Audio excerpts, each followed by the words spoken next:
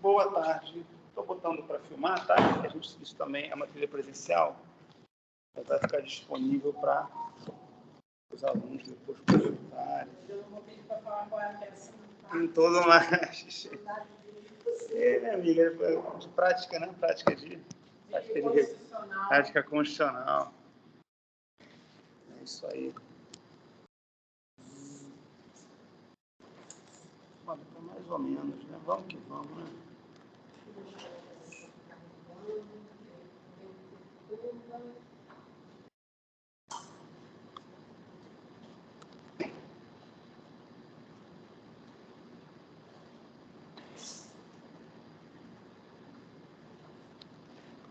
Bom, só estou testando aqui a câmera. Acho que aqui tá bom, né? Esqueci seu nome. Esse nome é certo. Bom, pessoal, vamos lá, né? 4h15 já. Deixa eu ver se tá bom isso. Tá bom? A gente usa esse pedacinho aqui do quadro para ficar aparecendo, né? Importante para a gente aqui, né? Depois os alunos vão poder consultar. Você deve estar terminando, né? Já, eu estou preparado. Já está fechando você também? Também o AP4 é no final, né? Você não tem essa coisa de poder escolher primeiro, montar isso não. Né? Tem que fazer uma hora. Direitinho, né? Como é o esquema da... Então, o EP4 é seus procedimentos especiais, os feitos em face da fazenda pública. Né? Tem várias processos de judicial público, né? Tá meio que assim, tudo junto.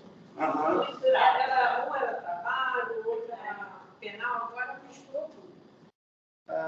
Assim, para a gente ficar bem doido. Deixa eu ver se está bom. Essa faculdade de direito não enlouquece as pessoas, a pessoa não enlouquece mais, né? Não enlouquece mais não. A OAB, ela só não tirou minha sanidade porque eu já não tinha muito.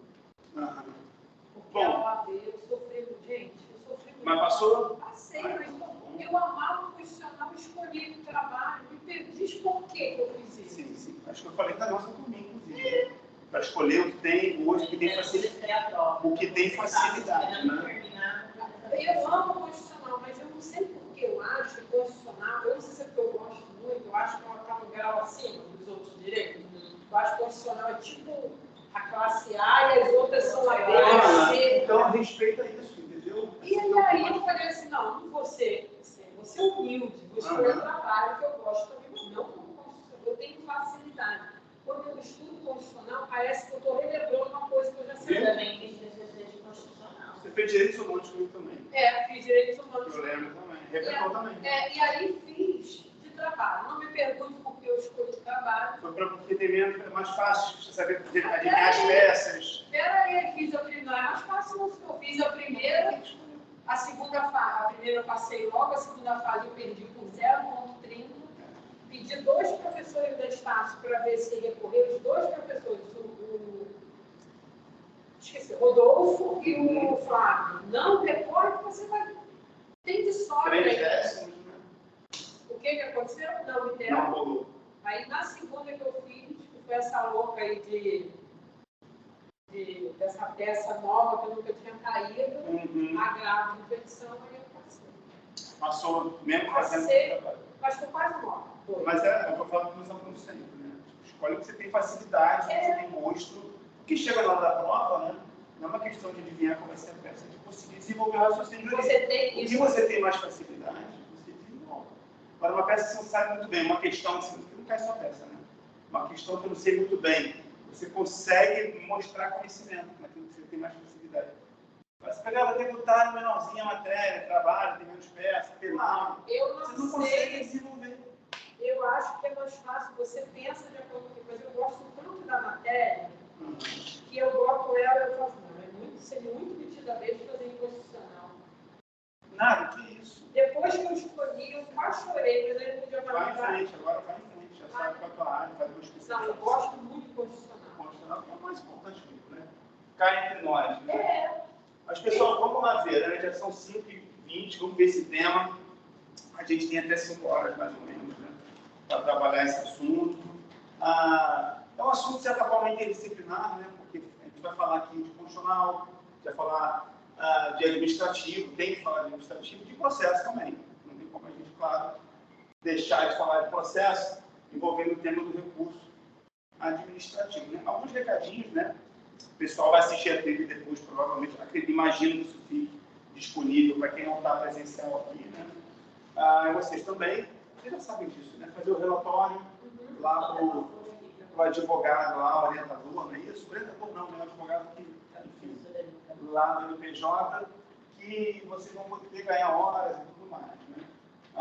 Então, assim, se for ter presencial, quem estiver assistindo a trilha também online vai poder ganhar as horas, etc. A gente vai ter, inclusive, uma trilha hoje online, hoje à noite, às 7 horas. Depois eu vou passar direitinho o calendário, né, a agenda, não só os meus, os outros também. Licitação não é adequado, né?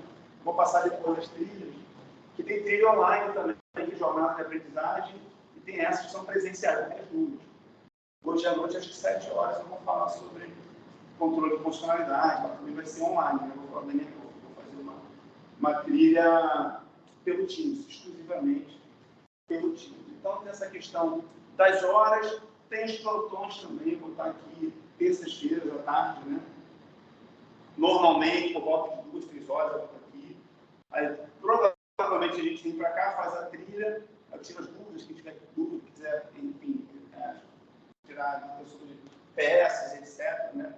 A gente está à disposição. Então, esses eram os recadinhos que eu tinha para dar antes do nosso encontro.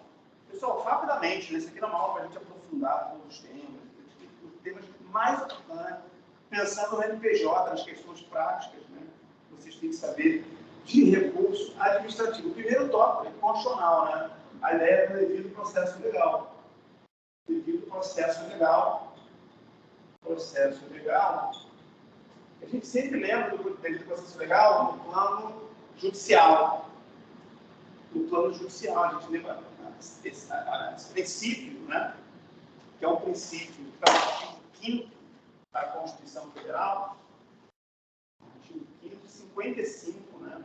54 fala de contraditório para a defesa, o artigo 55 vai falar do devido processo legal, que a gente trabalhou tanto lá nas audiências humanas, né? Da Constituição Federal fala explicitamente em devido processo legal judicial e administrativo, ou administrativo. Né? Então, o devido processo legal é uma cláusula, é uma garantia constitucional, que é no artigo 5º, é uma cláusula pétrea, não pode ser objeto de emenda, só uma nova Constituição poderia retirar um princípio como esse. Né? O devido processo legal, ele é como um gênero, um princípio, um mega princípio, né? Ele conserva, ele encerra em vários outros princípios, várias outras garantias, todas as garantias processuais, elas são, digamos assim, elas se referem, né, a essa garantia maior, que é o devido processo legal. Assim, contraditório para a defesa, e o devido processo legal não contraditório para a defesa, direito à fundamentação, direito ao juiz natural, etc. Né? Direito de citação, de ser comunicado dos atos, direito de recurso, isso tudo compõe esse conteúdo maior, que é o do devido processo legal. Para a nossa matéria, para a nossa conversa de hoje, a gente vai trabalhar esse princípio pensando na chave do devido processo legal dos processos administrativos. Lá também é possível se falar numa decisão não fundamentada, por exemplo, né? Um recurso intempestivo, num juiz parcial, violando o devido processo legal no plano administrativo. Né? Porque o processo não corre na justiça que a gente não acusa essa cláusula aqui, nesse princípio importantíssimo. A gente tem que começar a falar em recurso administrativo exatamente por esse assunto. Recurso administrativo se inscreve num tema do processo administrativo, dentro de um processo administrativo. Né? Processo administrativo, pessoal, que vai sempre, aqui no Brasil, né, se sujeitar à jurisdição una. Daqui a pouco eu vou explicar o que é isso, o que é jurisdição una. No Brasil, uma questão de escolha política. Nós não temos o chamado sistema contencioso administrativo, ou da dualidade de jurisdição. uma jurisdição na esfera administrativa, com definitividade, coisa julgada, não se discute o que decidiu administrativamente, e uma outra ao lado dessa, judicial. Na França é assim, em outros lugares é assim. Uma questão de escolha, de um modelo, né? O modelo brasileiro é esse, ó. A jurisdição aqui é una. Não há no Brasil a dualidade de jurisdição. Por isso que é falso a gente falar numa coisa julgada administrativa. Se usa isso, né, digamos assim, no jargão popular, né? E já fez coisa julgada. Administrativa, lá no INSS, por exemplo, que é julgado.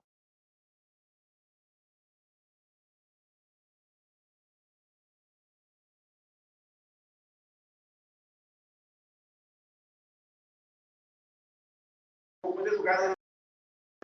Isso é coisa julgada. Isso só existe no Brasil para o processo judicial. É no judiciário que ocorre a coisa julgada. A gente pode falar, portanto, no âmbito administrativo, uma preclusão. Preclusão, lembra da preclusão? Lá do judicial, preclusão. Então, uma coisa julgada administrativa é uma técnica. Não é técnico falar de uma coisa julgada administrativa. Agora, quando eu gosto, enfim, olhando para cá, todo mundo não desconcentrado, olhando para essa câmera, né? Mas agora fiquei tudo torto. Vamos em frente, não atrapalhar. Então, aqui, qualquer que seja a decisão competente, a autoridade competente, seguiu a forma, etc., eu posso questionar essa decisão, mas foi na última instância administrativa. Pouco importa. Eu sempre vou poder judicializar. Eu sempre vou tentar, posso tentar anular essa decisão no plano judicial aqui no Brasil. Foi a última autoridade, na última instância. Né? Fomos lá em Brasília, numa agência reguladora, o diretor da agência que decidiu, o juiz do juizado especial vai poder reavaliar a questão. É o nosso modelo. É claro que existem limitações, né? Preclusão não é limitação, né? Preclusão é quando eu não posso mais discutir administrativamente. Uma perda de uma faculdade processual no plano administrativo. Mas existem limitações, por exemplo, a decadência, a prescrição. Eu discutir um ato, isso direto acontece lá no meu trabalho, né? No contencioso previdenciário, na procuradoria, né? A gente vai tentar, ontem mesmo, fazendo uma contestação, eu queria questionar um ato que aconteceu em 2006. Não foi sacar o benefício, suspendeu, minha mãe não sabia, era idosa e tal. Agora, em 2023, eu quero todos os atrasados. Né? Existem limitações, né? Mas não existe, não é porque existe um sistema de contencioso administrativo. É uma questão de escolha. Isso pode, enfim, aqui sempre foi assim, né? Na época do Império não era. Isso é como se fosse uma regra interna do órgão. É aqui. Recorrendo. Exatamente. Então, aqui a gente vai sempre poder questionar a decisão administrativa judicialmente. A gente vai poder judicializar assim. Mesmo se essa decisão administrativa foi em cima de uma regra. É a regra do órgão, é assim. Mas judicialmente eu posso discutir. Exatamente. É a regra do órgão. É a palavra final no plano administrativo. Olha só qual é o problema, né? Por que aqui tem a jurisdição única? Quem vai decidir o meu caso, imagina, pensando, vamos sair do previdenciário, né? O tributário, se ele vai discutir uma taxa que ele achou que fosse legal, né? No plano administrativo, a autoridade disse, olha, a taxa é devida. Você incidiu lá na hipótese de incidência, a alíquota está correta, não prescreveu, lançamos lá o tributo, você deve a taxa. Quem vai decidir isso é o próprio poder público. Então, o sujeito, o ente que vai cobrar o tributo, é quem está julgando também. Repare como há uma contaminação. Exatamente. O próprio poder público decide. Isso, vou lá no Detran discutir uma multa, por exemplo. Poder público, né? A multa foi correta, tudo mais. Não, mas você, o agente lá me obrigou a produzir prova contra mim mesmo. Me enfiou lá o negócio, produziu prova, eu não queria, isso é inconstitucional, né? Não, mas aqui é uma prática, tem o tal do regulamento, a gente cumpriu o decreto direitinho. Decreto direitinho administrativo não está acima da Constituição. E é o poder público julgando um caso que ele é interessado, que ele é parte. Por isso que aqui é só jurisdição, poder para dizer o direito, né, com definitividade, né, ao judiciário. A gente pode questionar sempre essas decisões. Última instância, presidência de um órgão, de uma autarquia, de uma agência, né? eu sempre vou poder levar para o judiciário. E vai para o juizado especial, para a justiça, primeira instância, não tem problema. Claro, depende do caso, né? Mas aqui a gente vai poder sempre levar para o judiciário. Em outros modelos não é assim. Até aqui, uma questão até de gestão dos processos, seria interessante. O problema é esse, a contaminação do julgador. Né? Mas poderia ver, já houve aqui no Império, né? O Conselho de Estado, etc. Né? Casos envolvendo a fazenda pública, o poder público. O próprio poder público se resolve no plano administrativo. O judiciário não se mexe com isso. Né?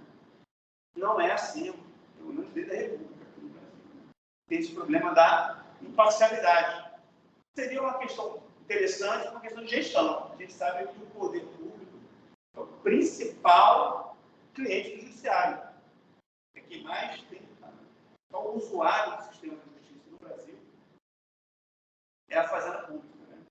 Então, seria uma forma interessante também da gente tentar tirar esse caminho. O INSS é o campeão, não falha. Todo ano é o número 1 das estatísticas. Né?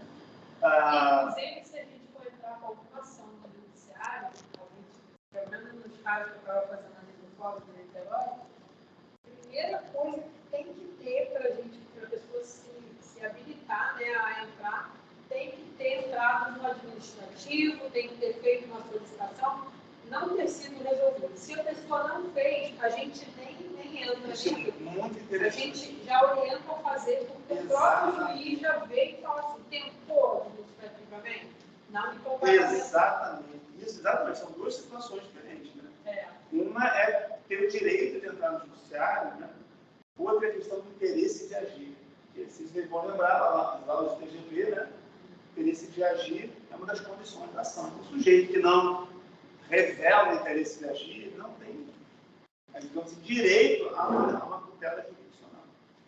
O sujeito que entra direto no judiciário, sem ter um interferimento, sem ter a resistência da administração, ele está entrando no judiciário sem conflito. Não teve resistência à administração. Eu quero benefício aqui porque ele sabe que lá nenhum não. Já vim direto, já queimei esse circuito, queimei uma etapa. Acontece muito lá no judiciário. O INSS, mas cadê o requerimento administrativo?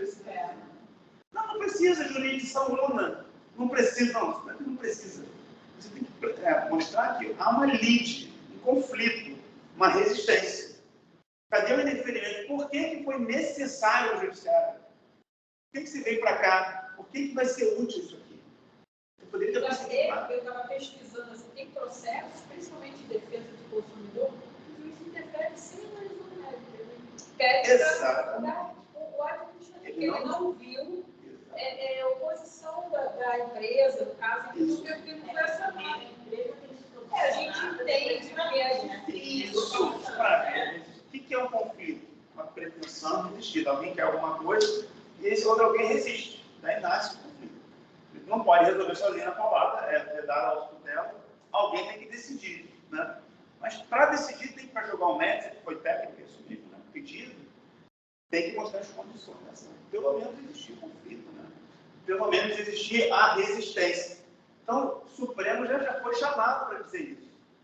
Lá no Previdenciário. Olha, ele entra direto no judiciário sem interferimento administrativo.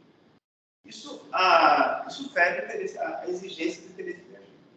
Eu digo o Supremo com todas as letras. É constitucional a exigência de que o sujeito primeiro faça o requerimento administrativo. Primeiro, né? Claro, a administração demorou muito para responder. Pode entrar no judiciário. Não vai como se fosse um interferimento, né? Na prática, né? Mas eu vejo que as pessoas não têm esse costume. Até advogados mesmo, que podem advogar no administrativo. Sim. Não precisa chegar no jurídico. Advogado administrativo é muito mais. Nem os próprios advogados têm essa prática. Cada vez mais, né? Eu falo sempre que os previdenciários estão no canto de mundo. Não posso advogar, mas demonstrar gelado. A gente já não tem a importância de fazer um acordo primeiro, uma mediação, uma conciliação, que vai direto para a gente. Isso é uma outra discussão, né? Outra discussão. É uma questão muito interessante, muito atual, que é da solução consensual dos conflitos. Né? Há um estímulo enorme no código. O artigo 3º do CPC. O CPC está impregnado de dispositivos que estimulam a conciliação e a mediação. Na própria justiça do trabalho pode ser proposta como Não, quer. lá na justiça do trabalho há uma cultura cultura. Você se respira isso. E é o futuro do direito. Juizado a gente também. tem um direito muito sobrecarregado. Mas é uma questão cultural. Sabe qual é o desafio? Que na justiça do trabalho, no juizado, isso já acontece. Muita conciliação, muita coisa. O desafio, o grande desafio nosso é fazer isso fora do judiciário. Centros espontâneos, comunitários de mediação. Isso, levar para quem precisa. Isso é muito difícil. As pessoas procurarem naturalmente, não o judiciário. Não precisa, o judiciário não tem monopólio da decisão. Jurisdição uma deixa que as pessoas vão para o judiciário. Né? Mas não é uma exclusividade do judiciário. A gente pode resolver de outras mil formas. Né? Como tem nas faculdades, como tem no MPJ, poderia ter um centro de mediação. Sim. Até para os alunos aprender, porque eu já fiz no curso de mediação, fiquei encantada, eu achei muito que bom, perfeito, sabe? Então, assim, cara, ter isso como prática, isso ninguém tem. Primeiro que leva-se para o lado pessoal. Eu ganhei, você perdeu. Sim. Ninguém ganha, todo mundo ganha, ninguém perde, quando se dá um acordo. E se dá um desgaste, é um problema. O problema que eu vejo na prática é que as pessoas não querem o desgaste emocional de botar a mão na massa, tem que ver outra parte. Eu vejo isso lá nas audiências, né? Pensão por morte de companheiro.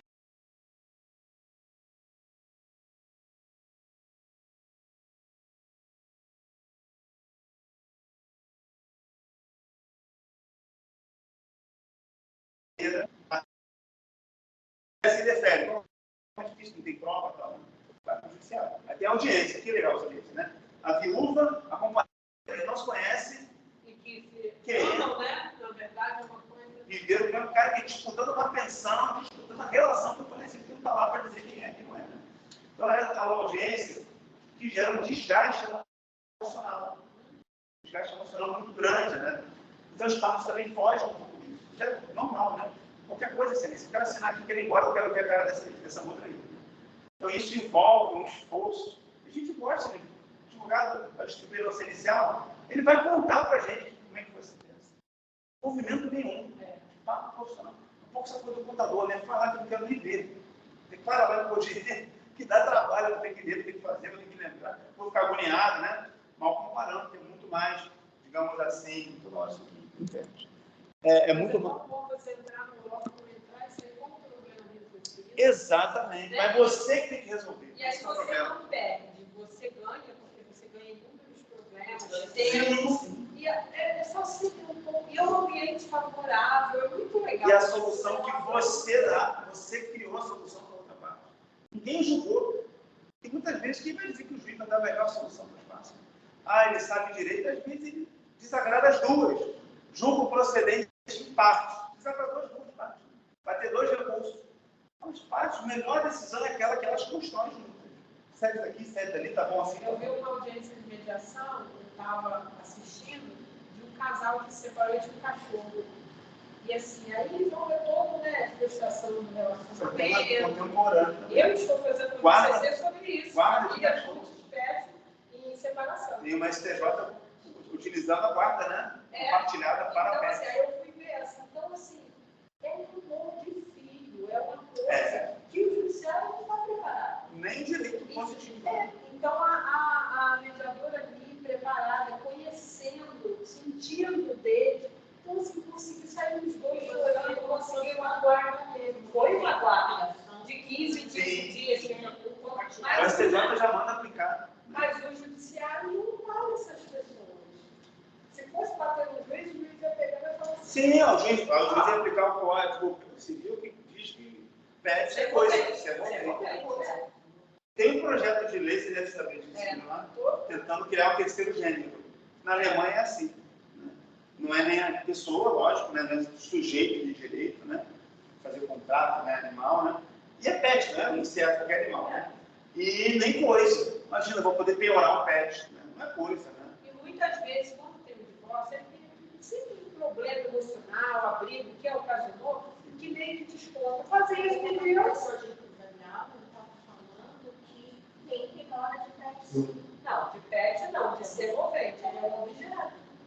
Não pode ter de pet, que, Então, assim, Não, cachorro não, de animal, cavalo, pode ter. Mas se você demonstrar a relação afetiva, tem um artigo do Código de Processo Civil, o artigo 833, uma lista dos bens impenhoráveis.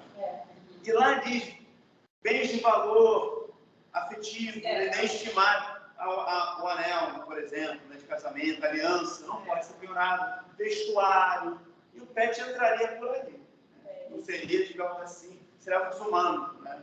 Você privar, ainda mais um animal, né? Que o coração fica muito mais que coisa, né? E aí uma coisa assim, muito legal, uma mediação, uma pessoa, tanto o juiz como psicologado, mas ele não tem um papel, ele não tem o direito, a lei, para ele dizer, vai cumprir a lei desses termos. Não tem, é muito vago.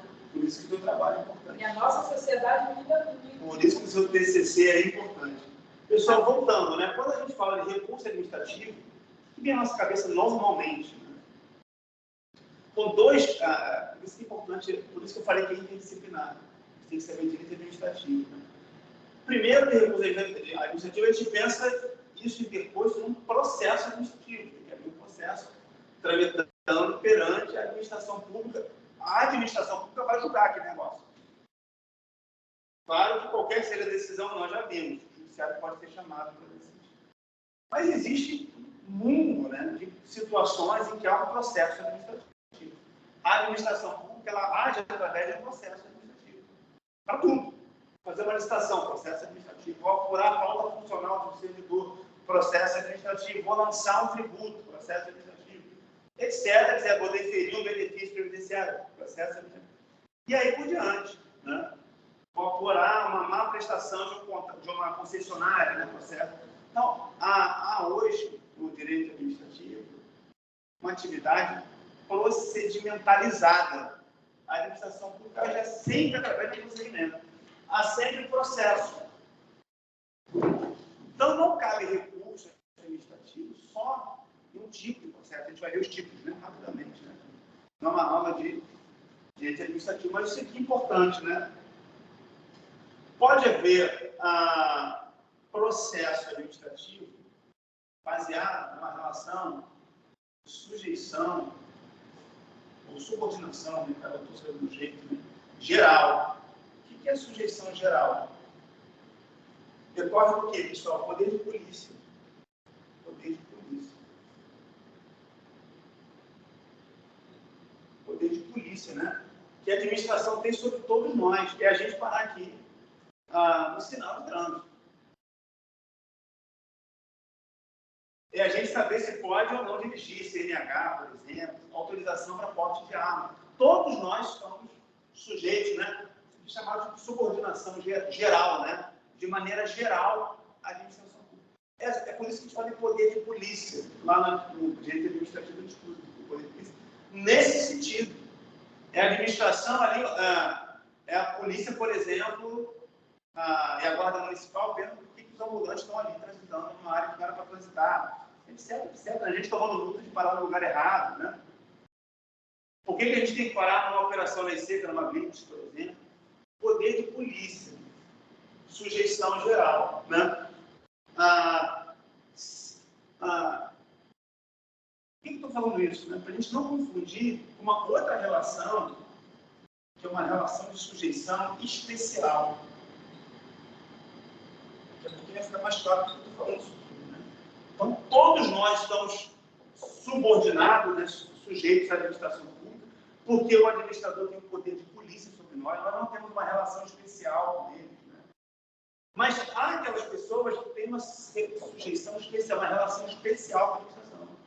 Exemplos, servidores públicos. Exemplos, concessionários, prestadores de serviços públicos.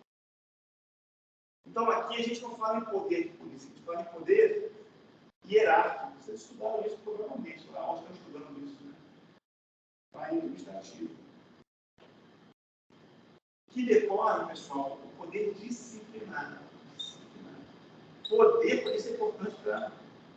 Eu ia falar para não sei o que isso costuma cair em prova do exame de ordem, mas a Ana já passou, já está despreocupada com isso. Deve ter caído isso lá, a diferença de poder hierárquico para disciplinar. O poder disciplinar, portanto, decorre de uma relação especial. São os servidores públicos, há pessoas que contratam com a administração pública, permissionários, concessionários, quem tem uma relação estudante de uma universidade federal, por exemplo. Então, ele tem que pagar multa, por exemplo, da biblioteca, não devolver o livro. Né? Quando houver uma relação de sujeição especial, ou tem uma proximidade, tem um vínculo, o mais evidente são os servidores. Né? Com a administração, a gente não fala em poder de polícia. Por exemplo, eu sou servidor. Né? Então, a administração tem comigo uma relação, eu tenho perante ela, uma relação de subordinação especial, ela tem uma supremacia especial comigo, pelo meu vínculo. Então, a gente não fala de poder de polícia. Então, a AGU comigo não tem poder de polícia, tem poder hierárquico. Aquela coisa de manda que tem juízo, manda que pode, obedece que tem juízo, né? Que decorre o poder disciplinar, ela pode me punir, ela pode, inclusive, me demitir, né? Dependendo do caso. Por que eu estou dizendo isso tudo? Que é daqui que nasce nosso tema, né? Normalmente vinculado ao tema do PAD, né, pessoal? O famoso PAD. Quando a gente pensa em recurso administrativo, a gente pensa em PAD, processo administrativo disciplinar. Estou falando isso tudo para a gente entender que o tema é mais amplo do que isso. Recurso administrativo não cabe apenas num processo administrativo disciplinar. Cabe também. Né? Processo administrativo disciplinar é aquele, como o nome está dizendo, né, que resulta do exercício pela administração pública de um poder disciplinar, que resulta de uma relação especial. Não vou responder ao PAD não tendo vínculo nenhum com a administração. Não faz sentido, parei aqui no lugar errado, não sou servidor, não sou nada, vou responder ao PAD, não faz sentido. Né? Nesse caso, a administração tem comigo um poder hierárquico, disciplinar, tem poder de polícia, geral, exatamente. Por que hierárquico? Né? Porque a administração pública, ela se organiza verticalmente. Então, como existe, digamos assim, uma organização no plano vertical, de baixo para cima, né? Que a gente vai descobrir os graus de autoridade, quem tem poder para dizer o quê, dentro da administração pública. Então, nesse tema aqui, a gente estuda aquele tema da delegação, o chefe pode delegar para o subordinado, pode avocar a vocação, pode pegar essa matéria e trazer para ele. É dentro desse poder aqui. Né? E no poder disciplinar, a gente pode falar em PAD, né? Em processo administrativo disciplinar. Recurso administrativo insistindo. Ele pode existir em qualquer uma dessas relações. Não é algo exclusivo do PAD, não. Ele tem prazo para poder depor? A gente vai para esse tema, né? Já vamos para esse tema que a gente já está chegando no horário, que é a questão da competência. Quem pode definir os prazos, os ritos, os procedimentos? Como que vai acontecer o processo administrativo? Né? A competência, né? Competência legislativa. Estou botando bem escrito aqui para caber na câmera, tá? Eu acho que não estou chegando nada do outro lado, mas vamos nessa, vamos acreditar. Legislativa. Competência legislativa. Quem tem competência, qual ente que tem competência, né, para legislar sobre recurso administrativo, ou melhor, né, mais geral, sobre processo administrativo. Né? Pessoal, o artigo 22 da Constituição fala da competência privativa da União para processo, direito processual geral. Mas a Constituição está falando, 22, inciso 1º, né, do processo judicial. Do processo judicial. Para a legislação do processo judicial, regras de competência, do processo judicial, é a União. Competência privativa. Não confundir com a nossa competência legislativa para legislar sobre um tema que é de direito administrativo. A regra geral no direito administrativo, salvo algumas exceções, desapropriação, por exemplo, a União tem competência privativa. A regra geral, a competência é de todos os entes federados. Né? Município, Distrito Federal, Estado, União, né? Vai poder estabelecer as regras sobre os seus processos administrativos, tendo o seu poder de auto-organização. Auto-organização. Então, em relação aos Estados, está lá no artigo 25 da Constituição, parágrafo 1º. O Estado tem competência para legislar sobre os seus Estado do Rio de Janeiro, como é que é o processo administrativo do Estado do Rio? O Estado do Rio vai dizer. Pode fazer uma lei estadual fixando os prazos, as regras, a competência, tem contra-razões, como é que é a fundamentação, etc, etc, etc. Né? Tem possibilidade de decadência, etc. Isso tudo. O Estado tem competência, ele que, a auto-organização, ele que vai dizer como é que vai ser o processo administrativo. Né? Judicial nós vimos, artigo 22, inciso 1º, privativa da União. Porque o processo judicial vai ter que litigar lá em Minas Gerais, vamos ver como é que é. Não. Processo judicial é privativo da União. Aqui a gente está falando de processo administrativo. O município está no artigo 30. O artigo 30 da Constituição Federal fala da competência municipal, né? Competência legislativa dos municípios. Auto-organização, uma questão de interesse local. Como é que acontece o PAS, né? Como é que um servidor aqui de Niterói responde ao PAS? Quais são os trâmites, etc. Qual autoridade competente? O município tem que deliberar sobre isso. Vai virar uma lei, né? E isso vai seguir, porque isso aqui segue muito legal, né? Então, o processo é um direito, é uma garantia do servidor. Todos nós, em geral. O processo não é um instrumento para poder punir a gente. Né? Lembra do artigo 5º? É uma garantia que nós temos, é um escudo que nós temos de proteção, dizendo poder público, você pode muita coisa, mas você só vai interferir na minha liberdade, no meu patrimônio, na minha esfera de interesse, através do que você tem que passar pelo processo. Você tem que passar pelas garantias. Você tem que ser imparcial, você tem que fundamentar, você tem que deixar o recorrer, você tem que ter um órgão acima de você para realizar suas decisões, tem que seguir os critérios de competência, etc, etc, etc. Você tem prazo para fazer isso. Você tem que me informar das decisões, tem que deixar eu me defender, tem que dar prazo para apresentar as razões, né? Construir advogado, etc, etc. Então, é claro que a competência legislativa, município, Estado, tem que respeitar isso aqui. Não é um processo administrativo que eles elaboram na cabeça dele. Não, aqui é super rápido, a gente está com um problema de... A gente tem que enxugar a nosso acervo. Então, a gente não tem defesa, não. A gente julga sumariamente. Tem os nossos precedentes administrativos, a gente, com base no caso, a gente já julga só... A gente comunica só. Constitucional. Claro que o filtro, o critério de validação de qualquer competência legislativa é a Constituição Federal. O que a gente chama de lei maior, isso é carta fundamental. Eu estou falando isso todas as minhas turmas, né? Porque é muitas vezes uma inversão, né? Mas o regulamento, a convenção de condomínio. Outro dia, o Elon Musk, dono do Twitter, bilionário, né? Acho que é o mais rico do mundo, né? Ele disse: eu não vou tirar do ar, não. O vídeo que violava a Constituição, porque não viola os nossos termos de uso. Que termos de uso de nossa sociedade, uma empresa privada, pode estar acima de uma Constituição. Né? Não viola os seus termos de uso, mas se você não olhar para a Constituição onde você quer operar a sua empresa, né, não vai poder mudar isso tudo, não, dependendo do lugar. Né? Não é que isso aconteceu no Brasil, né? Mas é o mesmo problema no Japão, na Europa, na África, em qualquer lugar. Né? Por competência legislativa, claro, respeitando as normas constitucionais. Para fechar, pessoal, qual é a lei mais famosa, né? Como costuma ser no Brasil, né? A gente conhece a lei federal, normalmente, né? A lei mais famosa nesse tema, e muitos entes seguem, repetem a lei, né? Usam a lei, né? É a lei federal, que é federal mesmo. A gente faz uma distinção de federal para nacional. Federal é para a administração federal, só vale para ela. Lei nacional, que é essa da competência privativa, CPC é uma lei nacional. Código Penal, uma lei nacional. Não é só, não vincula essa União, né? Para todo mundo, para todos os entes. Quando é só para a administração federal, só ela se vincula ao federal, né?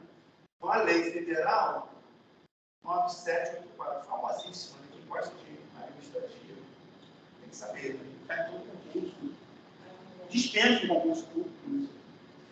A lei 9784. Lá também vai ter os prazos também. Essa aqui é uma lei específica. Toda lei envolvendo a administração pública vai ter regras sobre o processo.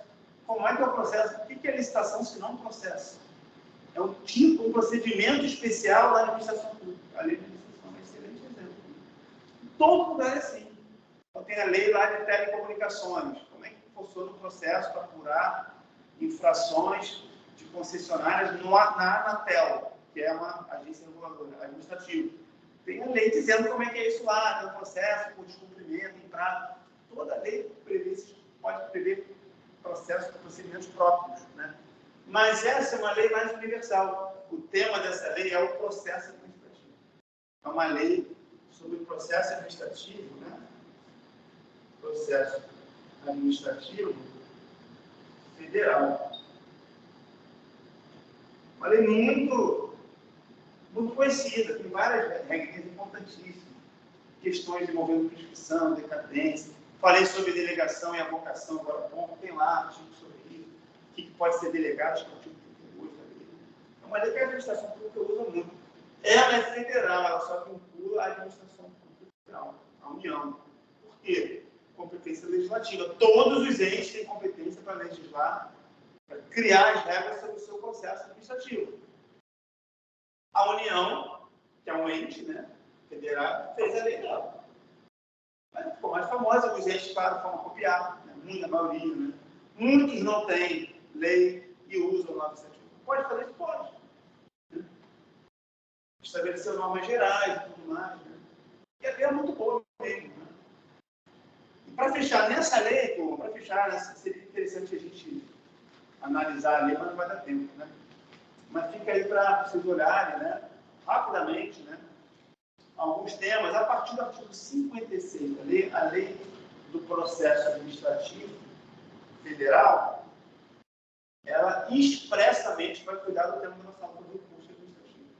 Ela prevê expressamente a possibilidade de recurso no âmbito administrativo. Como ela disse muito bem, pode ter uma lei ou outra especificando como é que vai ser o recurso, em licitação, em outros casos, matéria previdenciária, tributária, etc. Então, uma lei geral. Quando não houver uma lei específica cuidando de um caso, um contrato efetivo, a gente aplica subsidiariamente essa lei. Artigo 56, né? Vai dizer que eu posso, lembra dos recursos do processo civil?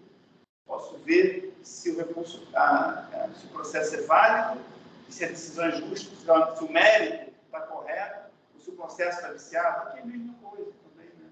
O artigo 56 vai trabalhar esse tema. O artigo 57 vai fazer uma limitação de instâncias. Só no máximo, pode haver no máximo 3 instâncias administrativas. Na administração federal, na União. Então, já limita, olha, não tira não, mais que 3 instâncias. Mas vão ficar de rediscutindo isso. Aonde que fez? Dentro do poder hierárquico, né? A autoridade superior vai julgar a superior, eu vou sempre poder recorrer à autoridade superior. Né? Isso aqui, o poder hierárquico, acontece dentro da pessoa jurídica, dentro dos órgãos da administração pública. Se a administração tem uma outra pessoa, não tem propriamente hierarquia. Né? A outra pessoa criou uma autarquia, a UFRJ, por exemplo. Né? A União não tem hierarquia sobre ela criou uma pessoa, personalidade jurídica própria. Ela tem autonomia, né? Que existe uma supervisão. Supervisão, os administrativistas usam essa expressão, né? Tutela administrativa, supervisão administrativa, mas não existe hierarquia. Como é que vai ter hierarquia lá? Sei lá, na administração interna da FRJ, o reitor, as pró-reitorias, aqueles órgãos todos lá, uma cidade, mas é um mundo aquilo ali, né? Eles se organizam. A hierarquia é dentro de cada pessoa. Né? Então, 57 vai limitar em 3 instâncias no máximo. O artigo 58 da 9784 vai falar da legitimidade, quem pode propor recurso. Ele, como a lei, ela ajuda a gente. Né? No momento, aí entrando na parte técnica do INPJ, no momento de fazer uma redação de um recurso administrativo, sobretudo se eu estiver litigando perante a administração federal, ajuda muito a lei. O que tem que ter um recurso? Né? Quem é o legitimado? Artigo 58, né? A limitação das esferas. Fala em prazo também, no artigo 59. Salvo disposição legal específica, que eu acabei de dizer. Uma lei pode dizer, pode ter uma lei, pode ter mais disposições. Matéria tributária pode ser 5 dias. Mas, geralmente, se não tiver uma disposição específica, em geral, é de 10 dias. Né? O prazo para interpor recurso administrativo. É o artigo 59 da lei, né? O artigo 60 vai falar da forma. Passando assim rapidamente, fazendo uma panorâmica aqui, né? Não são muitos artigos, não. Só os temas, né? Os temas de cada artigo, né? O artigo 60 vai dizer que o recorrente deve fazer isso por requerimento. Ele deve expor as razões da sua resignação do recurso. Não é acho injusta a decisão. Isso não é um recurso administrativo. Isso é uma opinião, isso é uma indignação. Né? Indignado, é injusto.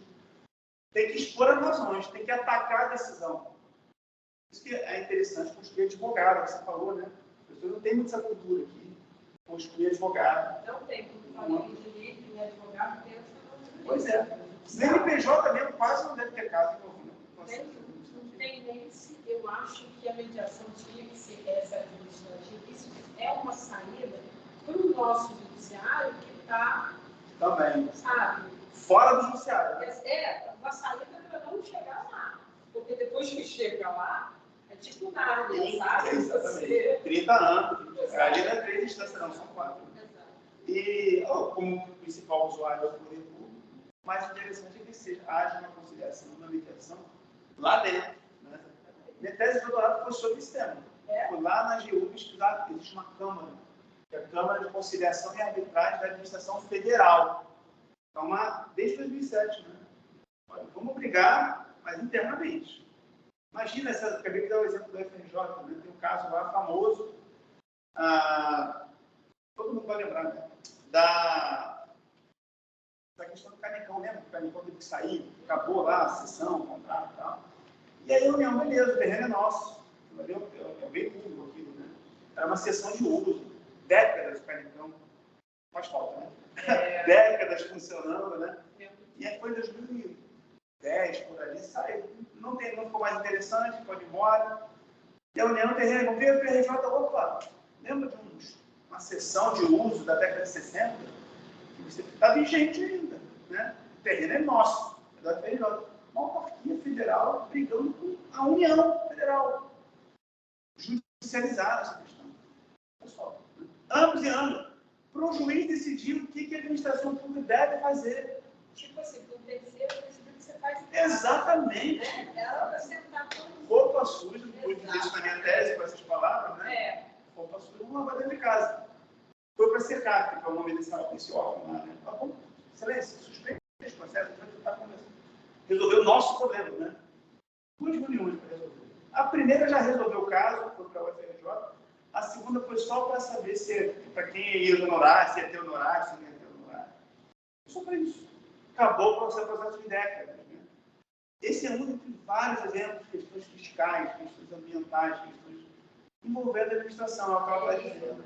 Então tem que ter uma câmara, tem que ter esse lugar. Aqui no Rio, um exemplo, são vários exemplos. Né? Por exemplo, não é a regra, são episódios. Né? E não tem cultura. Não tem a cultura, o problema é a cultura.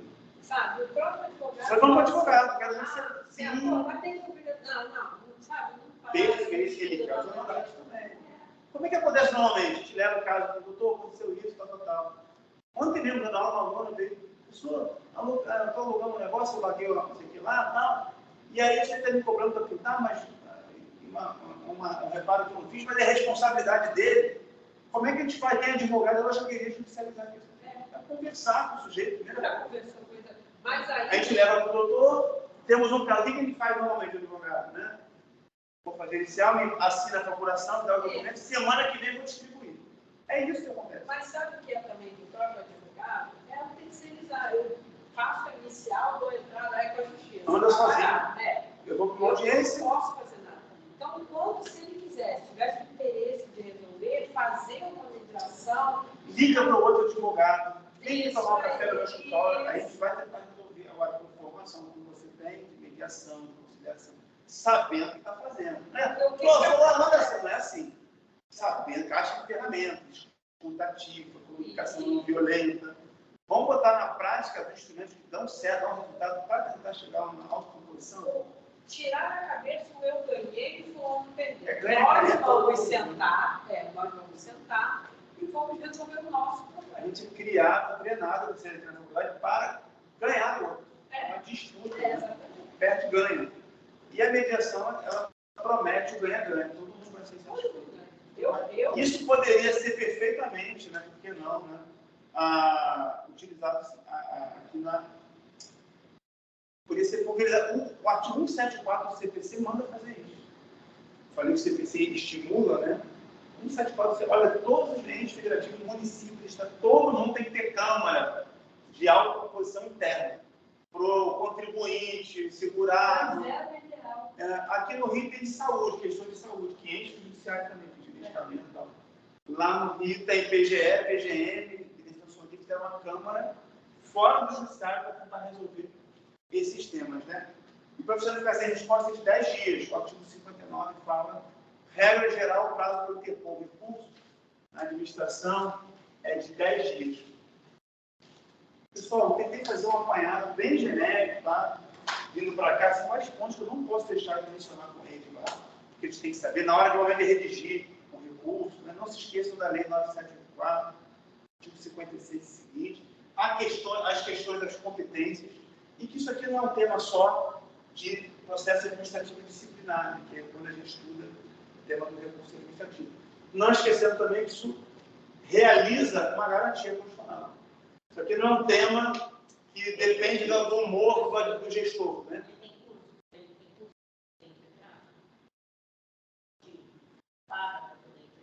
Ótimo, está na lei, não precisa. Está na lei, essas filigranas, né? Não precisa de artigo, né?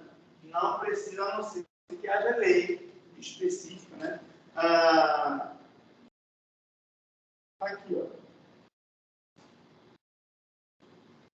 Regra geral não tem efeito específico, artigo 61, né?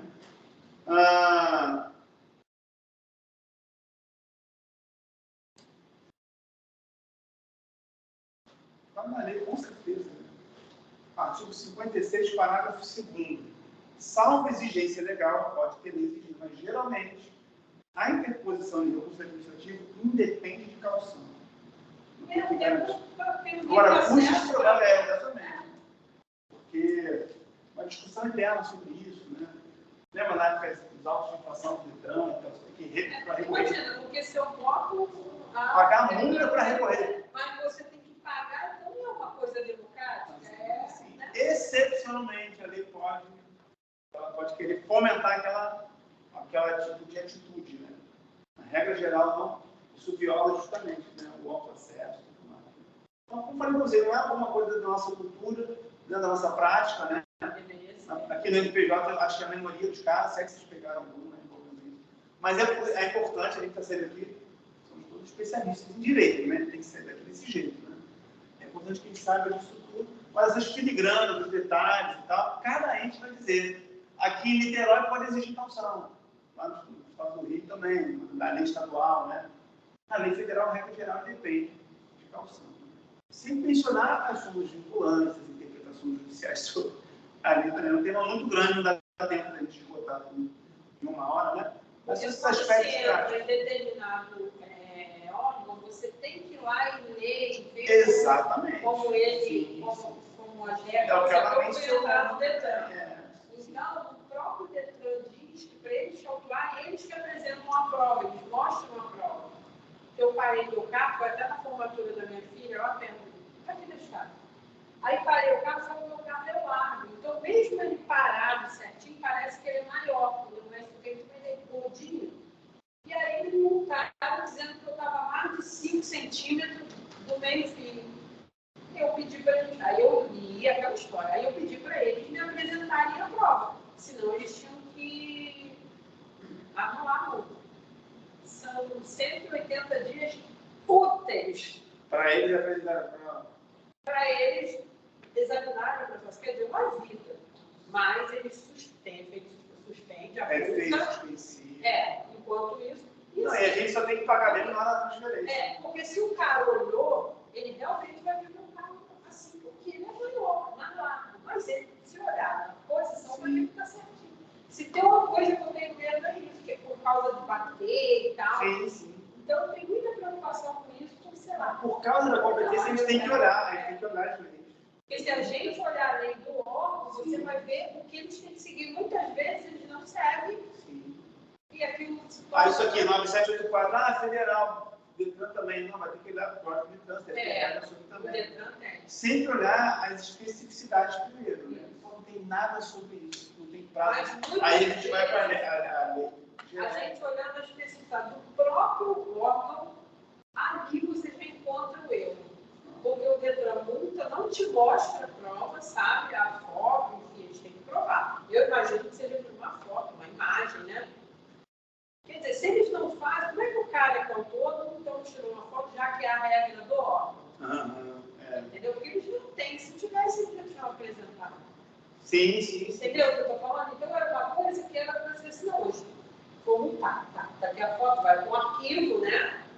Não tem, porque é muito pessoal. Sem falar na alta executoriedade, pega e revoga, leva para o carro. Porque nós, né, assim, brasileiros, a nossa justiça é muito da boca. A gente reclama, esvazia o coração e aí acabou. Quando deveria ser o contrário. Mesmo que ficasse calado, mas se agir. Sim, porque talvez se a gente agisse mais, se a gente procurasse mais. Essa é uma questão cultural muito difícil mudar a cultura. Dá para mudar, mas devagarinho. A lei é uma ilusão de achar que lei vai resolver. Não vai. Lei resolve coisa simples.